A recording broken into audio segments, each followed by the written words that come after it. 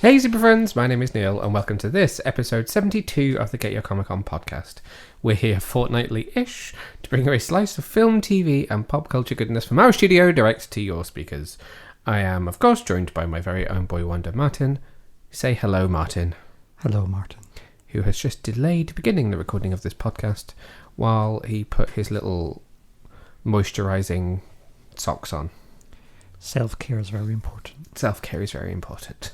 We've been away for a little while since May, unfortunately, so I have to apologise again. We're not doing very well at this schedule this year, are we? We are epically failing at a schedule, but we are back, and we've got a very exciting podcast where we're going to talk about the launch of Paramount Plus here in the UK, and so we have an interview with the two of the stars of Paramount Plus's Halo, that's Pablo Schreiber and Natascha McElhone, and one of the series' executive producers, Kiki Wolfkill. You can also check a video version of that over on our YouTube channel, but they sat down with me for a chat about bringing season 1 of the show to the UK, albeit slightly behind the US market, and that was part of Paramount Plus's launch that happened just a couple of weeks ago. But before we get down to that, let's talk about a few of the headlines of what's going on at the moment in the world of popular culture.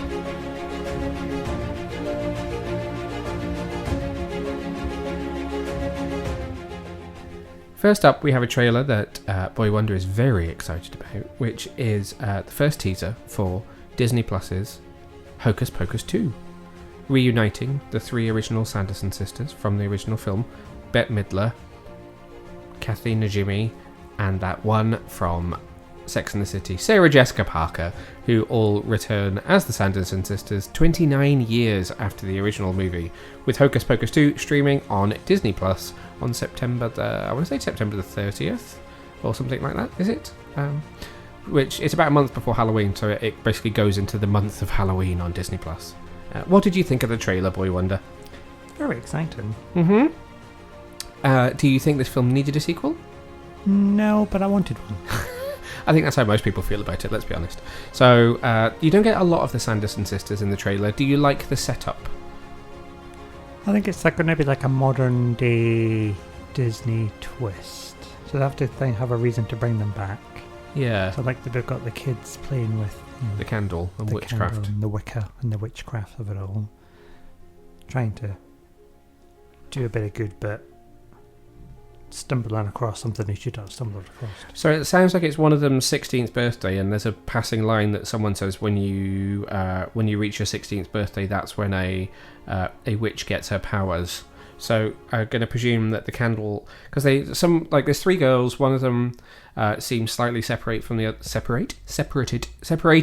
other 2, and she kind of says, "Oh, happy birthday, you know what you're doing," and then the other 2 say like, "Oh, just the usual like horror movie marathon and birthday ritual," and then you see them with the candle. So I wonder whether they have some sort of birthday ritual around this candle, and it's never lit before because she didn't have powers, but now she's turning 16 and she has powers and the black flame lights. Well, okay, you're more of an expert on Hocus Pocus than me. I thought the black flame candle was all burnt out at the end of the last film. I suppose you didn't really see it. Yeah. I suppose it was going to be lit for 24 hours, but maybe they found bits of it left over. Maybe someone's reformed it. I wonder what the house is now. There's something that looks like the exterior of a house, but it's a magic shop. So I wonder whether that's just. I don't know if that was actually the house. It didn't quite look like it enough. I don't know. So you don't get a huge idea as to what's going on. You just know that there's 3 school friends. They do a ritual. It brings back the Sanderson sisters. They don't really look any older than they did 29 years ago, which is crazy. Also returning is Doug Jones as Billy Butcherson. So Saru from Discovery is back. I don't believe any of the kids from the original film are back, unless it's a surprise cameo. So the 3 new friends, you've got Lilia Buckingham as Cassie, Belisa Escobedo as Izzy, and Whitney Peake as Becca. Tony Hale, who's the voice of Dr. Psycho in Harley Quinn, is playing the mayor, and then Sam Richardson's new to the cast as Gilbert. There's in the cast list on IMDb, there's 3 actresses playing young versions of the Sanderson sisters, as in really like kid versions. Mm-hmm. Taylor Henderson, Juju Journey Brenner, and Nina Kitchen. You've got Froy Gutierrez as someone called Mike, Dan Finnerty as Lucas. There's a drag Winnie, which is Ginger Minge from RuPaul's Drag Race. So there's clearly going to be a drag show in there.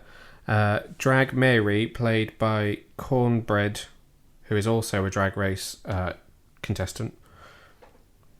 And presumably... Oh, there's only 2 drag versions. Oh no. Kimora Hall as Drag Sarah, also a Drag Race contestant. So you've got 3 RuPaul's Drag Race people, because, they have to be in everything these days. But no... Going through this cast list, there doesn't seem to be any sort of like, oh, whoops, there's a cameo by someone from the original film, as yet. It's directed by, this version is directed by Anne Fletcher, who directed Step Up, and she was a choreographer on Step Up, sorry. She's directed several episodes of This Is Us and Love Victor, and also your favourite Netflix show that no one watched, AJ and the Queen.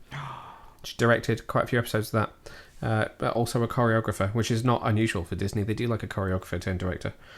And it's written by someone called Jen D'Angelo, who's written for a lot of American comedy, including what looks like a weird 2-season drama about Nicole Byers from Nailed It. She's written on loads of American comedy shows.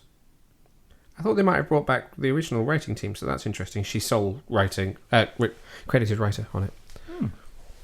Probably all we can say for now, because it's only a teaser trailer, so there's not a lot to say, other than it's going to stream on Disney Plus September the 30th, just in time for Halloween.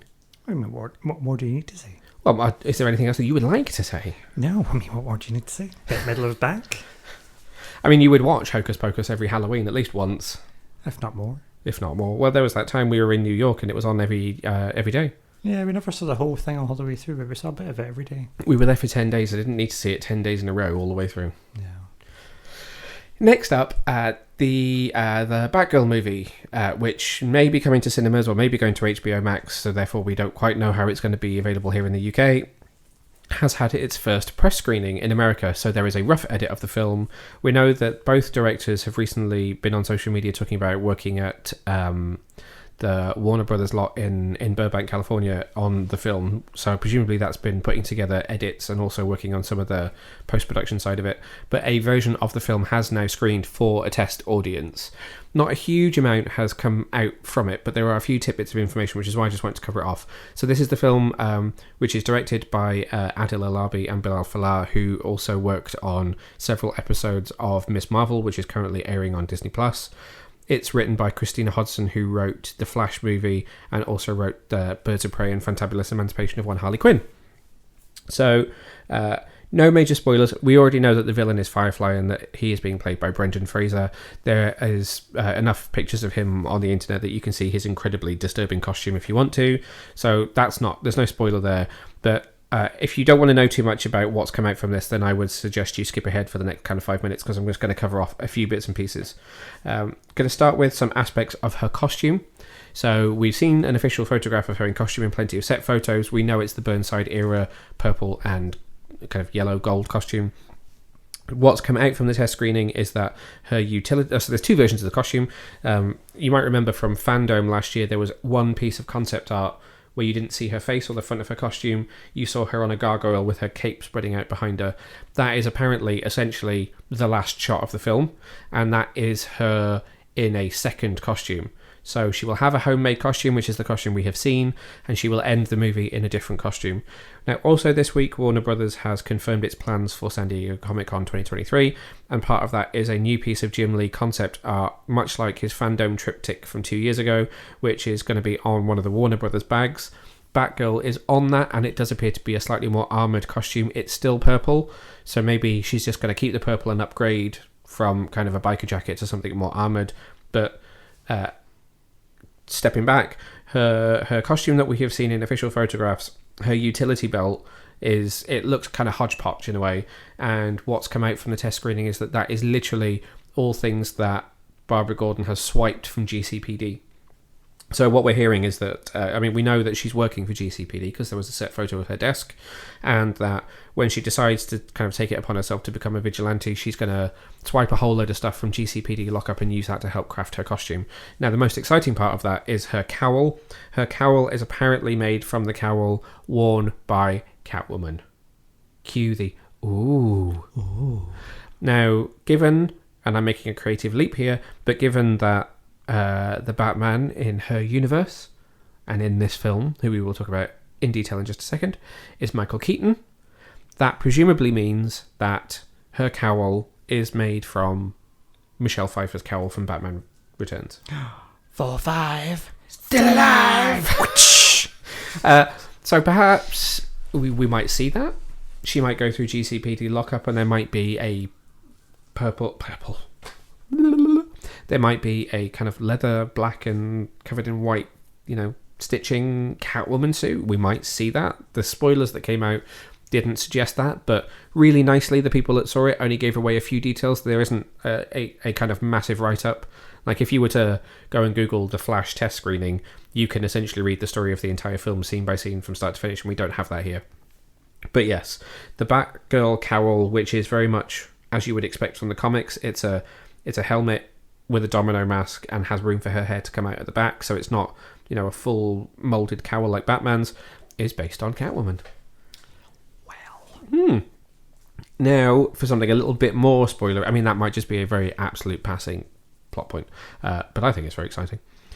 2 things to confirm: neither Black Canary nor Nightwing or Robin were seen in the test screening. We know obviously there was the very, very well documented mural that has Batman and Robin on it, and we also know that there are set photos of Black Canary who's launching an album. At this point, it would seem that that is just background information that fleshes out the world, so you may well notice it in the background, you might not. It's there as just an Easter egg in the set. There might be a passing mention of a Robin, there might be a passing mention of a Black Canary. We just don't know.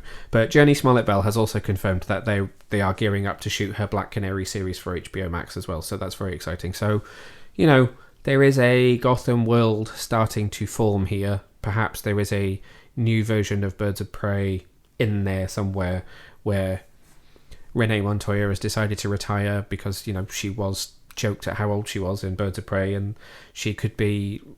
she could take a bit of a back step and train the Birds of Prey of tomorrow of Huntress, Black Canary, and Batgirl. Who knows? Anyway, so Batman, Michael Keaton's Batman, is apparently going to have quite a major role in this film. He will be seen... the only set photography we've seen of him appears to be flashback scenes where he shot with J.K. Simmons as Commissioner Gordon, but this version of Gordon had the ginger hair. He'd coloured his hair, or was wearing a wig. I think he's generally bald. And it was quite clearly a flashback scene because it featured the actress playing his wife and a very young girl playing Barbara being rescued from a Firefly attack on the Gordon house. And that's the only time we've seen Batman in terms of the set photos is from those flashback moments. But according to reports from this test screening, we will see Leslie Grace's Batgirl and Michael Keaton's Batman teamed up for much of the film, working on the case together. He will take on a mentorship role towards her. He will ultimately be the one that helps her upgrade her costume at the end. They are very much working together. There is a working version of the Bat Fam going to be on screen in this. Thoughts on that, Boy Wonder? It's very exciting again. How do you feel about the fact that you might not get to see a Boy Wonder in this? You don't want to oversaturate it. I mean, it's Batgirl's film. I was going to say the same thing. I can understand if you were disappointed because, we know that you're the Boy Wonder and you would love that. And the fact that there was that mural was very exciting. But yeah, you don't want to take it away from her. This is her first time. Yeah, I mean, it's going to be in enough spotlight for that Michael Keaton's going to be there, and it's going to be his first return. So, well, this is the thing. So they seem to be. I mean, if they're obviously they've been test screening Flash for a while, but they were test screening Flash, bearing in mind that they were planning to release it in November. So they've not stopped test screening it just because they've shifted it to June. But the fact that they're test screening Batgirl and they're still actively working on it pretty hard, I wonder whether they might just release it anyway, which is interesting. It's exciting. But I'm not quite sure what that means. Maybe you're not supposed to know what it means. No, that's true. Maybe we're all supposed to watch it and kind of scratch our heads in terms of what on earth, how is this Batman here and not Ben Affleck's Batman? And then all will be revealed in the Flash. There are ways and means in Hollywood to tie these things together. Or just watch it and think this is a good film. It doesn't have to be linked to anything. So the fact that Batman is training Batgirl in this film would lend credence to this rumour that in the future of the DCEU, whatever the hell that is on film, that Batman will be this older mentorship character and Batgirl will be the kind of Bat character who will take the forefront, and that Henry Cavill's Superman no longer exists, which is something that we can discuss at length when The Flash is coming out, and be replaced by Sasha Calle as Supergirl. Now again, if you go back to this new piece of artwork by Jim Lee, there is there's a major Batman presence in there as well as a major Batgirl presence. But when you look at the kind of soup side of things, it is Tyler Hoechlin's Superman, and he's very much in the background with Bitsy Tulloch as Lois Lane and his kids, and front and centre on that side of the bag and that half of the artwork is Sasha Calle. So clearly Supergirl is of major importance to DC at the moment, but that has nothing to do with this film anyway. That's everything that came out. Those were the only things that people really enjoyed it. She was great. The villain was great. Cowl is Catwoman related. The belt is put together. There's a second costume, and Batman's in it a lot more than we expected, which to me all sounds incredibly positive. So we're expecting Batgirl to release sometime this Christmas, because it's Christmas in the film itself. It takes place over the Christmas period, but at the moment all we know is that it was planned as an HBO Max release, so we don't know how we would see it here in the UK. There are rumours that, like the Blue Beetle film, it's being moved to the big screen, but again, unconfirmed. So watch this space and we will keep you posted. Sticking with DC for the final piece of news, we got a trailer this week which was very exciting for the upcoming third season of Harley Quinn. Now, once again, we don't know when this is going to air in the UK. Seasons 1 and 2 both aired on E4, so it's probably quite safe to assume that Season 3 will also be on E4. You can also pick up both seasons digitally in the UK on iTunes and other digital platforms, or you can import the Blu-ray pretty cheap from America. But we got a teaser for Season 3, which is premiering its first 2 episodes at San Diego Comic-Con. If you happen to be lucky enough to be there, which sadly we won't be this year, we will be in Chicago at the same time. And then the first episode, or possibly the first 2, they haven't confirmed yet, will stream on HBO Max in the US from July the 28th, and then episodes will roll out weekly. Supposedly a 10-episode season this time rather than 13. 10 seems to be the new sort of streaming episode count number. Fine by me. There are some rumoured episode titles, but they've been kind of semi-confirmed, semi-debunked. I think some of them are accurate and some of them are not, so we're not going to go over it. But trailer, what did you think of the trailer? I thought it was pretty good. Very mad, lots of swearing, high action, nice There's cameos. a lot to unpack in this trailer. So there's Amanda Waller, which is obviously a connection to the Suicide Squad. We've seen Harley wearing a Suicide Squad t-shirt before. What else is in there? James Gunn. James Gunn's in there. So they've talked about the fact that they wanted the show to reference that King Shark was in the Suicide Squad movie, which was obviously directed by James Gunn. And they approached him to appear in the series, and he said yes. And so here he is in the trailer, sitting on Clayface, which is kind of weird and very, very Harley Quinn. Batman and Catwoman are in there, but we won't talk about that because this will become an X-rated podcast. Batgirl's in there, Jim Gordon's in there. Firefly. Yeah, it's weird. They can almost look like parademons, but it also seems to be slightly Firefly, but there's 3 of them, so that threw me off slightly. Swamp Thing making out with Mr. Freeze's wife, or widow as it is, because, obviously Mr. Freeze died in season 2, so that's weird. It's typically crazy. I can't wait to see how it pans out as a series. Looks like they're spending some time on Themyscira. There's an invisible jet and an island. Yeah, I thought if it's the green. Could be. I mean, so this seems... Harley mentions really, really early in the trailer that it's their 2-week anniversary in that scene. So that seems to pick up really quickly after the last season where they kind of officially got together and were on the run. So they do also say, let the Eat, Bang, Kill tour, and I have to make sure I get that in the right order, begin, I think is the quote, which is obviously the name of the comic book which fills in the gap between seasons. So presumably this is going to kind of dovetail with the comic book as well, which is quite exciting, and is available to read on DC Universe, which is available in the UK, or you can pick it up in stores. Just doing my bit. I love it, but then I love this show anyway, so there's nothing not to love about it. It's great that it's finally back. I just hope it comes to a UK market pretty soon, but we'll be watching it anyway. Because we'll be in Chicago. Because we'll be in Chicago when the first episodes drop. So we'll be watching it on HBO Max over in the States and making sure that we review it. And I guess, the 28th is the day I'm seeing Metallica. Oh. I'm going to have to...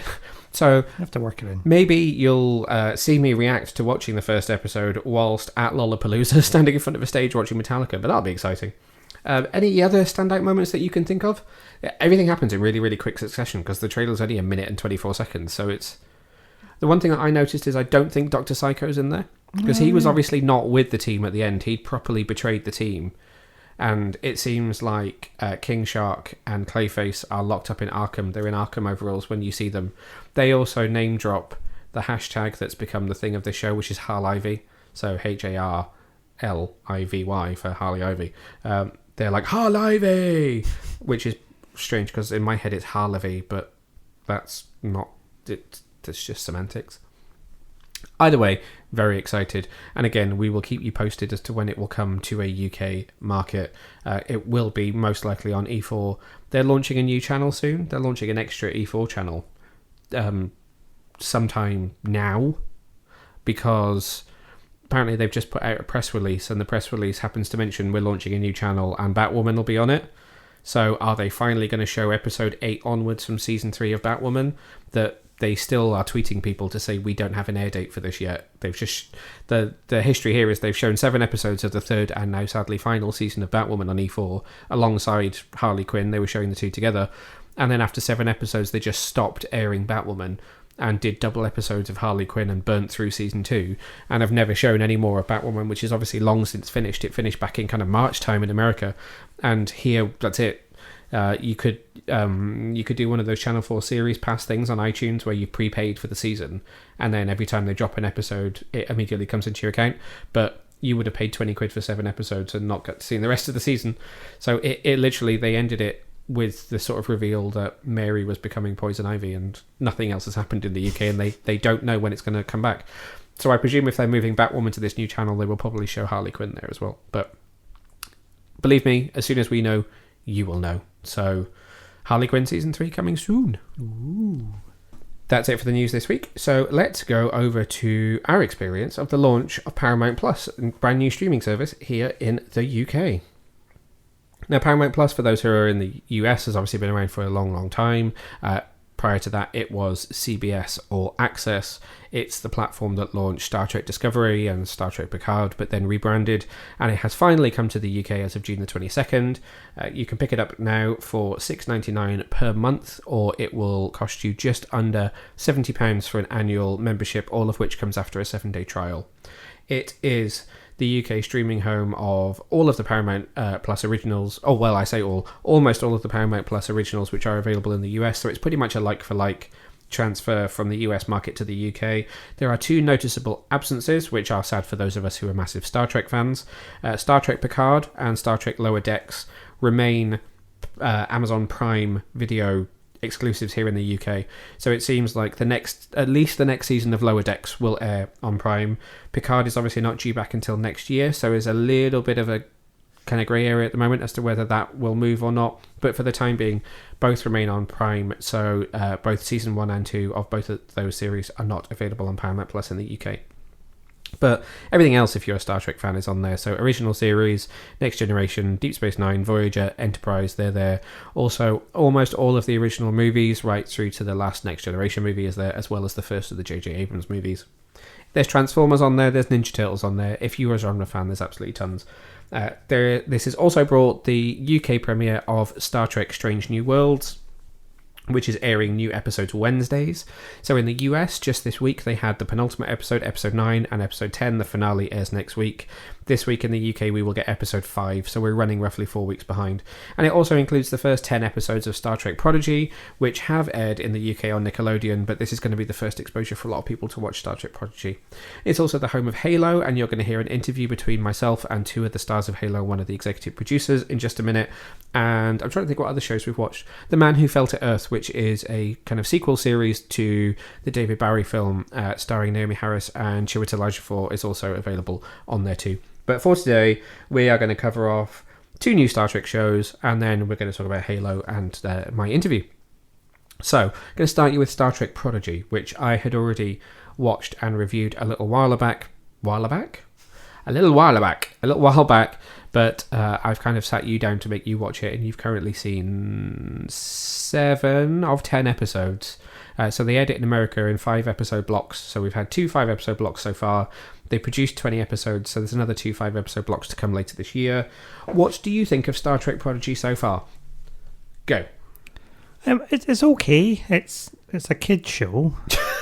But you understand why I'm making you watch it, because you're a huge Voyager fan, and obviously it has a lot of Voyager connections. It's got a lot of Janeway. Yep. A lot of Chakotay. Yeah. Sorry, Chakotay.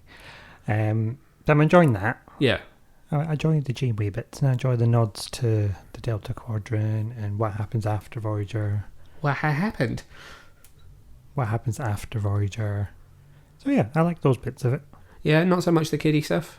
Not so much the kiddie stuff, it sort of wanes my attention a little bit. Yep. Do you think... so something that I thought when I was watching it was I thought it was a really good way for parents who quite rightly will think that some of Star Trek is probably a little bit too grown up to show to their kids. Is a great way for them to sit them down and not just say this is Star Trek and it's like a kid's version, but for kids to watch it, kind of identify with the characters, but actually learn a lot of stuff which really is rooted in actual like grown-up Star Trek. It's very accessible. Very accessible. But then, because obviously it's not just the fact that you've got characters and it's called Star Trek. You know, they're on a Starfleet vessel. It has all the LCARs. And, you know, the design work is very much what you would expect of that period of Star Trek. Yes, you've got Janeway, so there's that connection to Voyager. But there's also a mystery which you, at the point that you're at, has been revealed is to do with Chakotay and is part of the Delta Quadrant. And then you've obviously seen the Kazon in the first episode. There's Ferengi coming up in the next episode, which they've now ended up in the Gamma Quadrant where they are now. But there's a huge mystery that unravels, which is connected to Starfleet and the Alpha Quadrant. And obviously, you've just watched Kobayashi Maru, which has Spock, Uhura, Odo, Dr. Crusher, and Scotty in it, which is a huge like melting pot of Star Trek on the bridge of the Enterprise D, no less, which was just amazing to see in animation. It's very well done. Yeah, so I don't really know where I was going with that, other than to say, do you like the amount of Trek nods that are in there that would go over kids' heads but parents will love?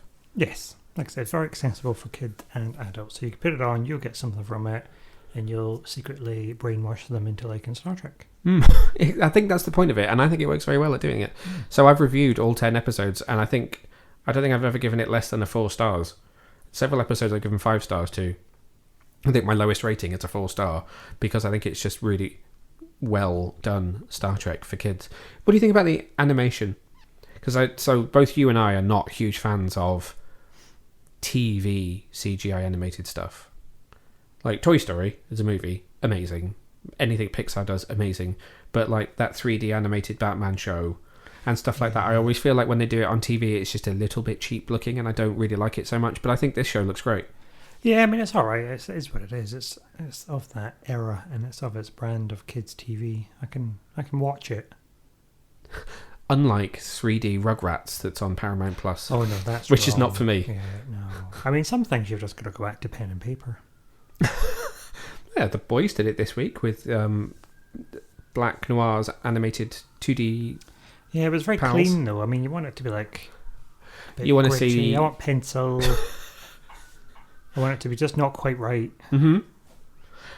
Michael Giacchino's theme to Star Trek Prodigy. It's very good. Very Star Trek. Very epic. Yeah, the music I think is great. And I said to you the other day when we were watching it that I am constantly impressed by the space backgrounds. Yeah, I mean, it's beautifully rendered. Yeah, designed. that is the exact word. Well done. Not drawn. Round of applause. Yeah. I mean, they don't always end up on planets. There's a lot of ship-based stuff. That was ship-based stuff. But when they're in space... It's a kid's show. When they're in space, you do get to see some really expansive shots, and I think it's really stunning. Like, there's a lot of, like, gas clouds and colourful stuff that goes on that's all just space anomaly, and it looks really immersive and very murky black. However they've done it really, really well. Beautiful nebulas and... You've got beautiful nebulas. Moving on, Star Trek Strange New Worlds. So finally, the seeds were sown in Season 2 of Star Trek Discovery when we first met Pike, played by Anson Mount, Spock, played by Ethan Peck, and Number 1, who we now know is Una Chin Riley, played by Rebecca Romaine. And obviously we left them behind in the past. When Discovery went to the future, they began developing a spin-off show for them on the Enterprise. I was about to say the Enterprise A, but it's not the A yet, obviously. The NCC 1701, set before Star Trek the original series, so it is again another prequel, but finally that is now in the UK. So we've seen 4 episodes. So that's the pilot, which is called Strange New Worlds, which is just a nice kind of Earth set, a kind of scene setting. Episode 2, which was called Children of the Comet, where they have to deal with a comet that's about to attack a kind of pre-warp civilization, which leads to Uhura doing lots of singing. Then episode 3, which is called Ghosts of Illyria, which is kind of a really cool, slightly horror-ish episode where Pike and Spock get trapped on a planet whilst everyone on the ship is infected with a light virus.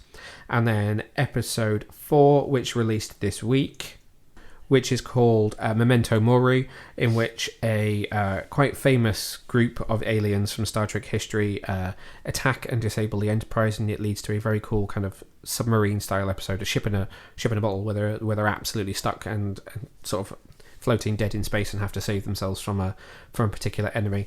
The rest of the cast on this show is you've got Jess Bush, who plays Nurse Christine Chapel, played by Majel Barrett Roddenberry in the original series, who also in the original pilot played Una Chin Riley.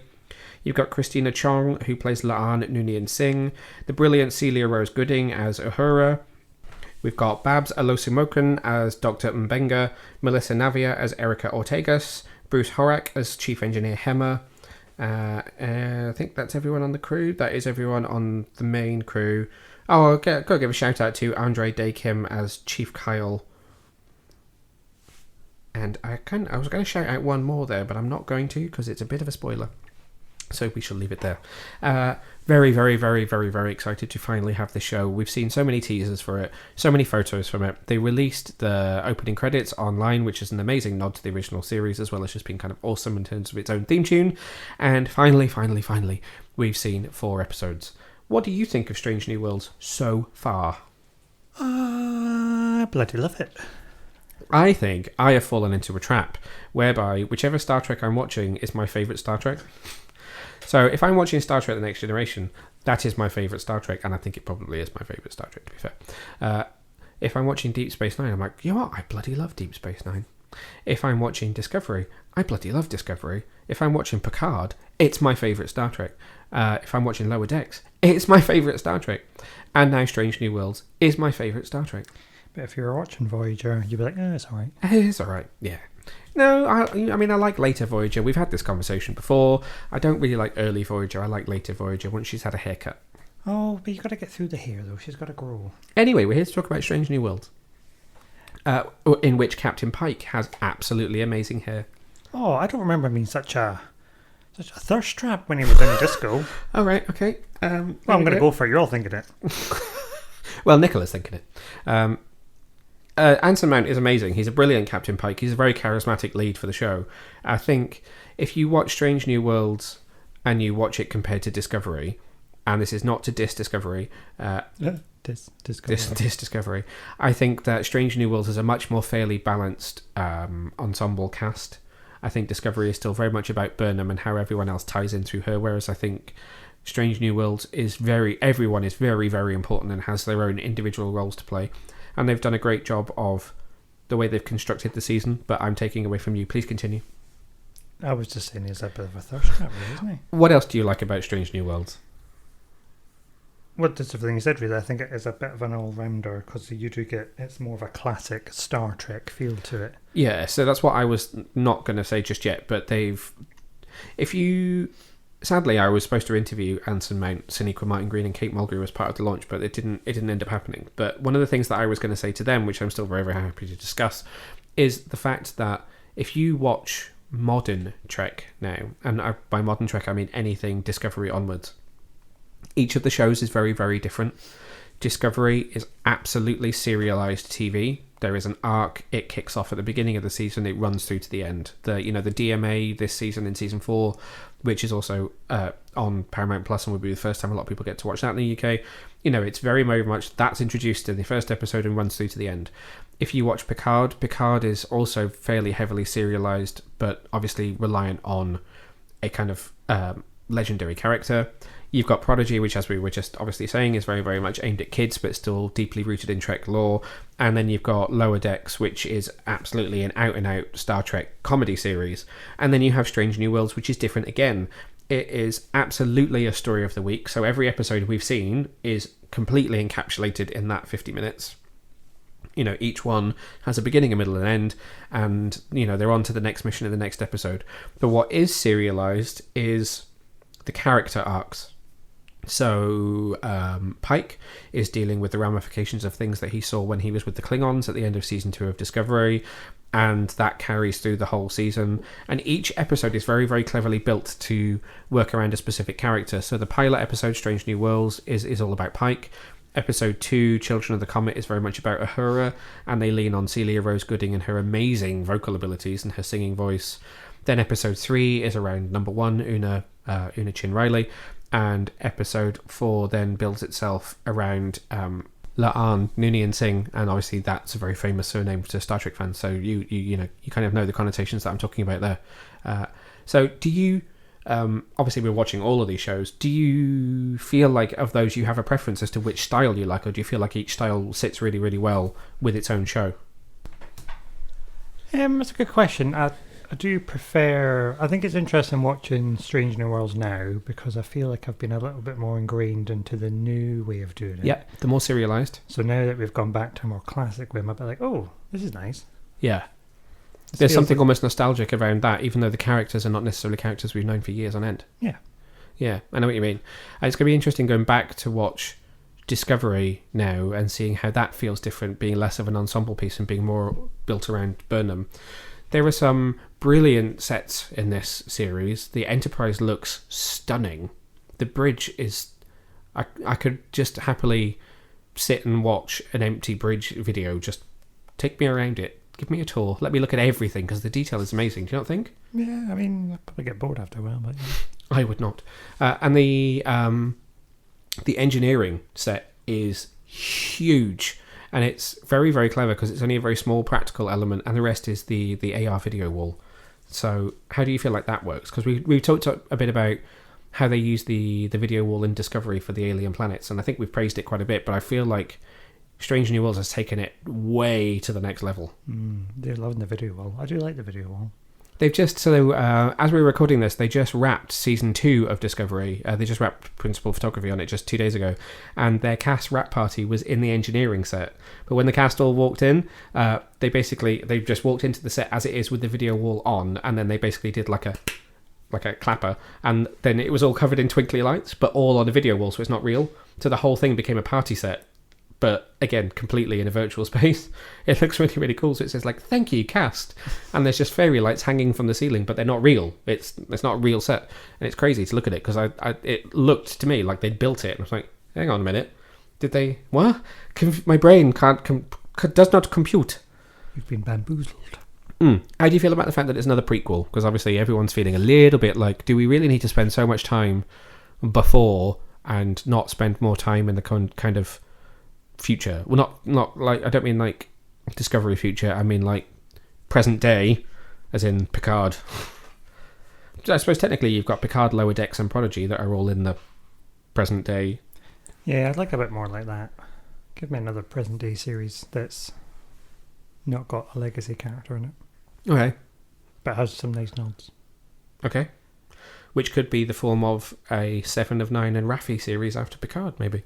No, again, they're still legacy characters. I see. I would expect you to want more 7 of 9. I mean, I'd watch it, but you know. Right. So ignore Captain Pike and. Oh, but I can't. His hair. It's just too pretty. I was going to say ignore Pike, Spock, and actually just ignore Pike and Spock because they are probably the most famous of the characters that exist on Beyond. Because obviously Pike is in all of the J.J. Abrams era movies. Do you have a favourite of the new cast? The sort of newer characters? No. You've got some originals and some who are obviously legacy but just less well known. No. Just all about Pike, is it? Well, no, I mean, I like them all as a group, but none of them... No one stands out to you just yet? Nobody jumps out at me like, oh, you'll do, type thing. I think I would like to see more of number 1, so Una. I feel like she was a very important part of that trio when they were in Discovery, and I feel like she's slightly taken a back seat apart from the episode that's focused on her so far. But I feel sad that she's on the lieutenant commander. I know, she's the first officer, but she's a lieutenant commander, not a commander. Well, I suppose Spock's the commander, isn't he? But he's not her number 1. Yeah. So that confuses me slightly. So I've noticed that a couple of times. But hey ho, maybe she's going to get a promotion. We'll find out what happens to her. I do wonder about what the story will be that means these people are no longer part of the Enterprise crew when Kirk takes over. Obviously, you would have Uhura would stay. You would have Nurse Chapel because she is around in the original series, so they will stay. But people like Ortegas and La'an and Una are not around. So I wonder what happens to them. That worries me slightly because I quite like them all. Well, they'll probably just move on to another ship, new captain, wants to bring in his own team. Yeah. There's going to be a safe way to write them out. I just wonder how many people have got a bit of a expiration date that has to happen between now and the kind of 10 years in the future when Kirk takes over. I'm sure they'll all get a promotion and move on. And how, again, without giving away too much, because obviously there's only 4 episodes that are out so far, and people may not have had a chance to watch all 4 yet, how do you feel like it's played with canon for Star Trek so far? I think it's done pretty well. I'm not that...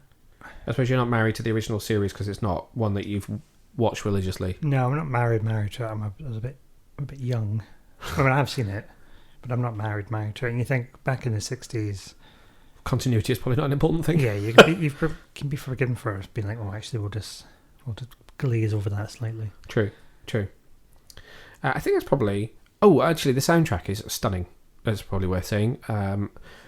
This is terrible, but off the top of my head, I can't actually tell you who does the score to Strange New Worlds. Disgusting. Isn't that terrible?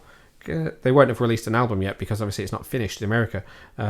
But I'm going to quickly look it up while I'm talking. So I'm going to do that thing where I try and fill time by just talking whilst I look and see that it is Nami Melumad is the name of the composer. She has composed for The Woman in the House Across the Street from the Girl in the Window, which was a kind of satire on Netflix. Oh, she's done the score to Thor Love and Thunder. Oh. That's impressive. She did Star Trek Prodigy as well. So other than obviously the main theme, which was Michael Giacchino. Other than that, she's done Absentia, which is a Prime original, a film called Anastasia Once Upon a Time, An American Pickle. She did some composing on short treks. Nothing else hugely that I recognise, but she's clearly come up through short films and got her way into doing some major stuff. Thor Love and Thunder is impressive though. That's a big deal for her jumping off from Star Trek to a Marvel movie. So congratulations to her.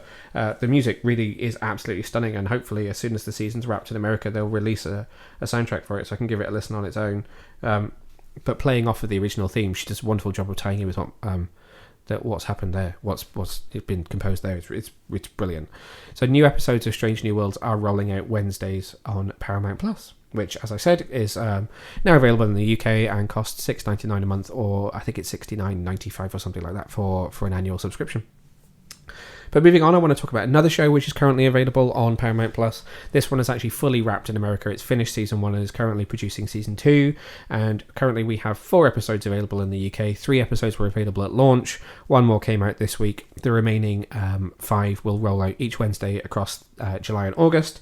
And that is the Halo series based on the Xbox video game franchise of the same name, which has been around for 20 years now. Can you believe it? More than 20 years. Wow. So this one stars Pablo Schreiber as Master Chief, who's the character that we all know and have played in the games. You've got Shabana Azmi, who plays Admiral Margaret Parangoski of the UNSC. Natascha Kolzak, who plays Riz 028. Olive Gray as Dr. Miranda Keyes. Yerin Ha as Kwan Ha, who is a insurgent who you meet in the pilot episode. Bentley Kalu, who plays Vanak 134. Kate Kennedy as Kai 125. So, basically, Kai, Vanak, and Riz are the other Spartans, along with Master Chief. You've got Danny Sapani as Captain Jacob Keyes. Jen Taylor plays Cortana. You will know her as Cortana from the video games. And we've got Natascha McElhone as Dr. Catherine Halsey, who is the kind of creator and overseer of the Spartan team. And Bokeem Woodbine plays Soren 066, who is a kind of breakaway member. Guest starring, or kind of recurring in the series, you've also got Bern Gorman, who plays Vinchagrath, and he has quite an important role in the show, but I don't want to give too much away about him because his role will become more important further down the line. I have to be careful when I'm talking about this one because I did the interview with the cast. I was granted the chance to see all 9 episodes, so I've seen the whole season, whereas only 4 are available in the UK. So I don't want to start talking about what happens in the finale, realising that no one's watched it yet. You've seen 2 episodes so far. I've kind of started you on it, but we've not really hit the ground running with it for you yet. But I've seen, and I really like the whole thing, and you can actually read my review over on the website. I reviewed the whole season, but spoiler-wise, I only discussed the first 3. What do you think of it so far? I'm not loving it. No? No, I just can't get into it. Anything about it that you feel is a reason why? It all just was a bit unnecessary. Oh, really? In what way? I just didn't think it needed to happen. Because they're not following the game. No, but I think that's an important thing, which I'll discuss my thoughts on in a sec. Yeah, I'm just not bothered. Okay. Too sci-fi? No, I'm not feeling any of it, really. Well, I really enjoyed it. It's interesting that you say that the fact that it doesn't follow the games is an issue for you personally, because I think it wouldn't work if they followed the games. So that's really interesting. I'm going to linger on this for a second, because when it first aired in America, there was a lot of people who were quite vocal about the fact that Master Chief removes his helmet at the end of... I'm going to giggle every time I say removes his helmet. Towards the end of the pilot episode. But because obviously he's never really done it in the games. But I feel like if you are going to adapt this into a serial television show, or even if you were adapting it into a movie, I know there's been plenty of books, there's been comic books, there's been video games. Obviously, there's been video games. There's been a couple of animes as well, I think. I feel like if you were going to make this into a big screen movie or a TV series, I don't think you could do that without him taking his helmet off, because how do you identify with and empathize with a character whose face you've never seen? Even if you think about, when we were watching Star Wars the other day, I was thinking about this and then thinking about like droid characters. Like C-3PO isn't a human, but you still love him and you still empathize with him. But he has a face and he has a character. There is an expression in the way that he moves. And I feel like Master Chief, if you only ever saw him fighting and he didn't really do anything else, I don't think there would be enough there to identify with. So what about Mandalorian? I think is boring. And that's so I don't really like the Mandalorian. I feel like people like the well, personally, I think the most interesting aspects of the Mandalorian are not him. So what would that program be without the child / Baby Yoda? Oh, I didn't like the Mandalorian. I'm just saying that's a widely successful series. No, it is, and it's a very, very, very fair point, because he only takes his helmet off a couple of times, and people have obviously been up in arms about that as well. And Boba Fett, he barely even put his costume on in his show.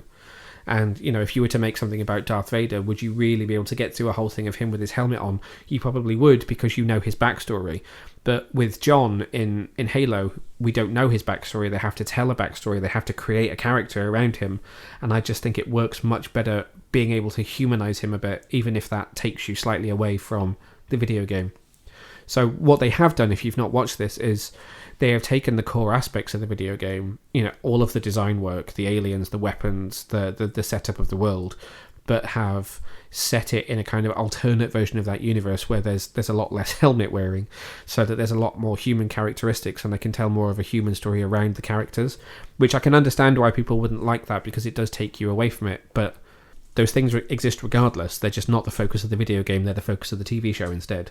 So I can understand why you might say it's pointless, because you are just exploring another aspect that takes you away from what it was about originally. But I honestly have really enjoyed it.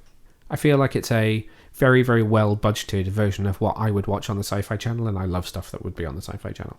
It's, there was a scene in the last episode we watched where they panned around the city, and 2 people were walking out on a kind of like a balcony type setting, and honestly, it's so well integrated. It blew my mind how well it was made, because it's quite cinematic, and I just didn't expect that from a new streaming service, let alone a well-established streaming service. I mean, Stranger Things has really only just hit that kind of budget now. It's a brilliantly made show, but Netflix had to be a multi-billion-dollar platform for that to happen. So I didn't expect it, and was pleasantly surprised by it. It looks pretty. To kind of go into a little bit more detail about what comes next, there, without spoiling it too much, episode 5, which will release this week, has a huge fight sequence, which I actually wanted to ask the cast about, but I ran out of time, that takes up almost the second half of the episode, and it's so huge. It has every single speaking kind of cast member from the main cast involved in a massive fight sequence out in a kind of like a quarry type area where they're being attacked by obviously fully CGI aliens, and it's so well done. It does stretch the show's budget to its limit, I think, but it's carried off really, really well, which is why I want you to keep watching, because it might just... He's now waving a small picture of Jessica Fletcher at me. Something suspicious? Well, we went to a solve-along version of Murder, She Wrote this week, and it's one of the props that we had to use to try and flag down who had committed the crime. I know, I just feel like that might be a moment that might buy you into it, because I feel like it starts out quite small and grows pretty quickly and ends on quite a high note. But let's say no more.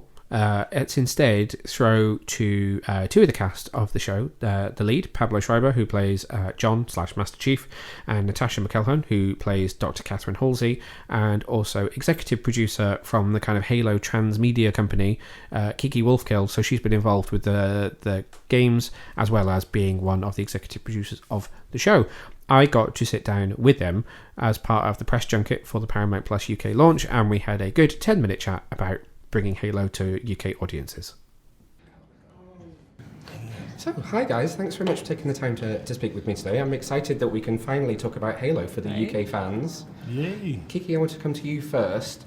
Can you talk a little bit about the process of kind of opening up the world of the Halo games for television? Yeah, I mean, I think we really, there's a huge universe of characters and lore and history that exists in the games, but also beyond the games, so in books. And so we kind of looked across all of the universe stories when we were building this story, and really we're looking at it as a way of first giving players a way of experiencing Halo that feels different from the game and comes from a different perspective and is additive versus sort of duplicating the same game experience. But we also pulled from all the books, and we pulled from all these pieces. And really, at the end of the day, what was important is we tell a great story for television. We express the Halo universe from a world-building perspective, but also that we really express sort of the pillars of Halo, those ideas of hope and heroism and wonder and humanity. Like that was sort of priority number one, is that those come through. But we do look at events that people have experienced in the games and in the books, and we do look at them a little bit of a different way. But at the end of the day, it was, how do we tell a great television story? How do we tell a really interesting story around John, not just the Master Chief, but John and what his journey and evolution is as he learns about his origin story. And so at the end of the day, it was expressing the universe in a way that was complementary to the game experience. Yeah, and that was something I was going to pick up on. It feels, and I say that it feels quite rightly to me, like the writers have kind of taken control of John back from the player, because obviously we've spent all these years playing as him and controlling him, but now you need to be able to tell an effective story for him. So was that something that was a conscious decision, was kind of trying to break that bond that a player would have with the character so that he could have an effective story for the viewer? Yeah, I mean, I think it was less about breaking the bond, because that's such a core part of the Halo experience, and more about saying, to the player, sit back and sort of enjoy this John story, knowing that you have your own, and let us sort of take your hand and take you on another story with him and sort of show a different side of him. Yeah. And so, Pablo, I want to ask you about the costume. It's obviously completely iconic to gamers, but were you anxious at all in putting that on, knowing it could be fairly restrictive and trying to perform in it? What was your kind of feeling going into it for the first time? I had no idea what it was going to entail going into it for the first time, but I sure learned pretty quickly. It's, obviously a huge honor and amazing to get to be in it. It feels so vibrant and so powerful to be inside the suit, but it's also a huge challenge to manipulate it and to make it feel like it's a piece of future tech that helps you perform at a super soldier level, rather than just a bunch of plastic that has been heaped onto you. And we're still learning with that. We're still, figuring out how to make the costume the best iteration of itself so that it can feel, as powerful as possible and as fast as possible and all of those things, and to get some mobility in the places that are important to get mobility so that you can perform in that way. And those are things that are all still in process. And did you have your superhero moment, maybe on set or gearing up for a scene, where you kind of saw yourself in this costume and thought, I am Master Chief now? I think it was mostly seeing other people see me, and it was probably my children. Seeing my kids see me in the suit was definitely where I was like, okay, yes, I am playing a superhero. I never thought I'm Master Chief. I had that superhero moment of seeing Pablo come out in the suit for the first time. It was amazing because, obviously we cast him and believed deeply in him, and then seeing him actually step out. I think we were in costume, having him step out in the suit. I was like, oh my gosh, like we were casting for John and Master Chief stepped through the door, and it was extraordinary. Actually, it was really emotional. Well, I remember the day that we all the Spartans put it on, and we came out for the crew, because you probably saw one. I mean, Kiki was there through the whole iteration of the suits. The problem we were doing the suit try-ons at FX, and they were not painted. They were not, so it was like gray. Didn't quite feel right. But then when they were all done at one time, there was this one day where they brought all 4 of us as Spartans out in front of the whole crew, and you could, from us inside the helmet, you could definitely see on the faces. It was super powerful. I had that experience. I was in costume. You were all coming towards. Essentially, a shadow was cast. It was like, where's the light gone? Because there was this block of 4 giants coming at you, and it was before I started shooting, and it was like, there it is. But then Dr. Halsey is right in the thick of all the action. She's not confined to a lab or kind of, she's in the thick of it. So what was it that attracted you to the role? I mean, there's just so much with her. She's almost right alongside the Spartans for most of this story. I'd say more sort of puppet string. Pulling, more of a sort of omnipotent, or attempting to be. Obviously, she loses her grasp. Well, actually, I can't say too much because I know, I had to be careful as well. More of a puppet master maybe than actually there. I think when it gets too muddy, she doesn't really get involved. She lets them take the heat. It was great. And you get a very interesting scene in episode 3 where you get to act opposite yourself. Oh, yeah. What was that like on set? It was complicated. It was a camera that went 360, which was fascinating. Wow. I'd never worked with anything like that before. It was largely technical, but it... so it's a capture. I won't even go into how long that all took to set up. But essentially, you do the whole scene. You don't break, which is unusual on TV and film. You tend to sort of do segments, as you probably know, like a master shot, and then you go in and do coverage. And this wasn't like that. You had to sort of try and get it perfect every time. Wow. On both sides. But it was really fun.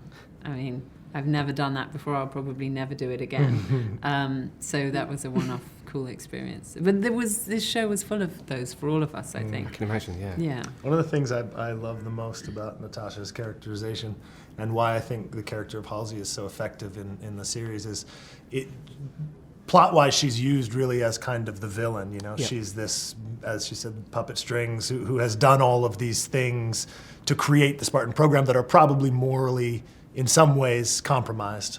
But Natascha has such an inherent warmth and likability, that those things feel, it balances it out in a really wonderful way, that I think makes the character feel a lot more lived in and human than maybe it would on somebody else's hands. Yeah.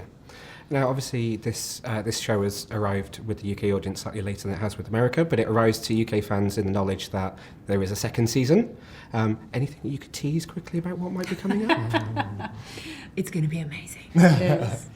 We're definitely deep in it. I mean, we will head immediately to back to the production. Yep. But yeah, I think we've got it was such an interesting journey with John. and with Halsey in season 1. And I think, you know, we have a new showrunner for season 2, David Weiner, who's fantastic. And so, you know, all I can say is he is bringing his vision to it, and I'm really excited. I'm really excited about what we'll do. I really love the tone of the new scripts. I'm very Excellent. excited to see them actualized, because I feel personally for me that this tone fits the world in a really wonderful way that first season did as well, but I'm just really happy to get to see David's vision on screen. I also think it's full of the unexpected. It surprises. So unlike a lot of shows, I feel, where you get to establish everything and each episode is shocking and surprising and new because it's new, and then you get to the other seasons and you're like, I've seen this before, I've seen this format. This isn't like that. I feel this is all over again, a whole new experience, a whole new roller coaster It's ride. not just more of the same. Yeah. Okay, I'm very excited. Thank you very much for taking the time to chat with me today. Thanks, Neil. Thank Thank you. you. Thank you again to Paramount Plus for setting up that interview for me. It was my first ever face-to-face interview. You can watch it over on YouTube. There is a video version. I look like a gremlin. They all look beautiful. And he is huge because he's in shape for filming season 2 at the moment. So he's like twice the size of me. He's massive. He could have snapped my neck with one hand. Steady on. I just mean he's a big man. He's no Captain Pike. Anyway...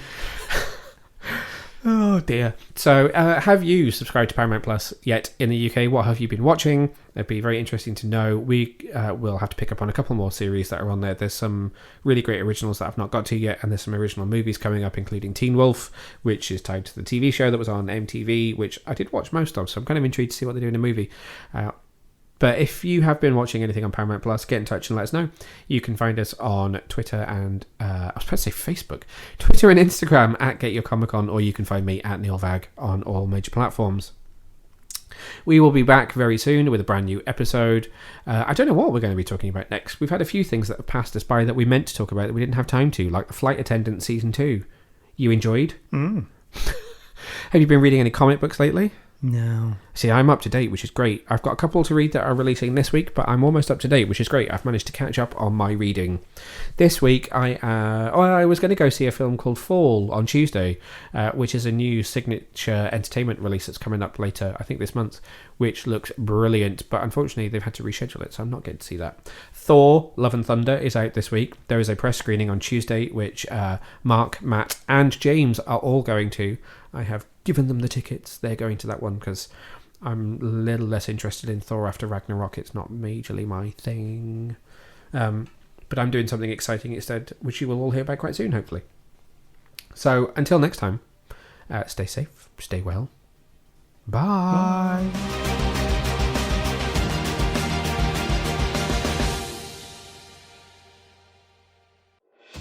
Thanks for watching, Super Friends. If you enjoyed this video, then make sure to hit the subscribe button just down below and hit the bell so that you can get notified whenever we release brand new videos. In fact, there's 2 more waiting for you to watch right here below. So what are you waiting for? Why not click play?